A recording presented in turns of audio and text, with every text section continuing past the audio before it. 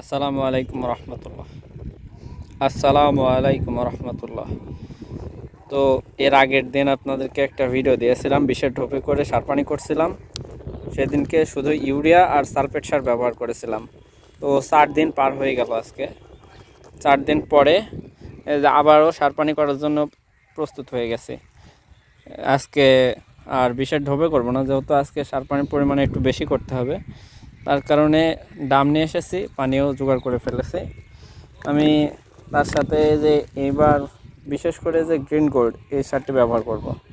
এর গায়ে নিদর্শনগুলো আগে পড়ে ভালোভাবে বুঝে নিতে হবে, যেহেতু তারা লিখে দিছে এবং এটাও আমাদের কর্তব্য। অনেকে আছেন ওর গায়ে কি লেখা থাকে কি না লেখা থাকে শুধু দিতে হবে, এইটুকুই শেষ।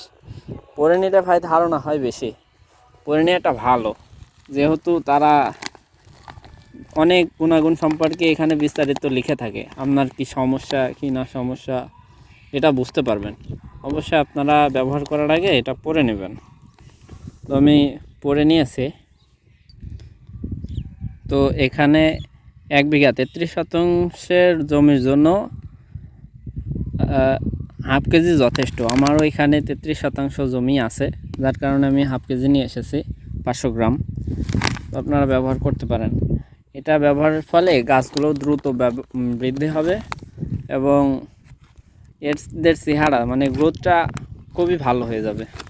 আমার ভুট্টার গাছ এমনিতেও এর আগে ইউরিয়া সালফার ব্যবহার করেছিলাম, গাছের গ্রোথ মাশাআল্লাহ ওই সার পানিতে অনেকগুলো কাজ করছে। আর এই যে ছোটো গাছগুলো, এই ছোটো গাছগুলো এখন পর্যাপ্ত পরিমাণ খাদ্যের প্রয়োজন নেই, যে সব গাছগুলো এখন এসব সার দিলে গাছগুলোর গ্রোথ ভালো হয়ে যাবে। আর এর সঙ্গে আমি থিওভিট ব্যবহার করছিলাম। থিওভিট সার পানির সঙ্গে থিওভিটের কোনো বিকল্প নাই, যে কোনো সারের সাথে ব্যবহার করা যায়। এটা অনেক উপকারী একটি সারের মধ্যে পড়ে।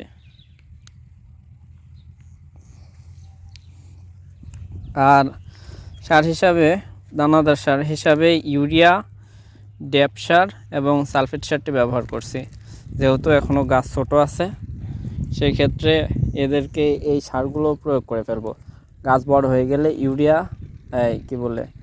ড্যাপ এবং সালফেট সারটি ব্যবহার করব না। যার কারণ হলো ড্যাপ এবং ইউরিয়া সারটি গাছ যখন বড় হয়ে যাবে তখন যদি ব্যবহার করি, এটা বিলের মাঠ তো প্রচণ্ড পরিমাণে বাতাস হয়, আর বাতাস হলে তখন গাছগুলো ভেঙে যাবে। তখন গাছ শক্ত রাখার জন্য অন্য সার ব্যবহার করব। অবশ্যই সেই সময়কার আপনাদেরকে ভিডিও দিব। তো এখন আপাতত এইগুলো দিয়েই সার পানি করে দেব। আর এই সারগুলো এখন বদনাই করে দেব। আর এই পুরো সার পানি করার জন্য আমি একলাই এসেছি, যার কারণে আপনাদেরকে সম্পূর্ণ ভিডিও বিস্তারিত দেখাতে পারছি না, আন্তরিকভাবে দুঃখিত। তবে আশা করছি আমার কথার মাধ্যমে আপনারা বুঝতে পারবেন অবশ্যই।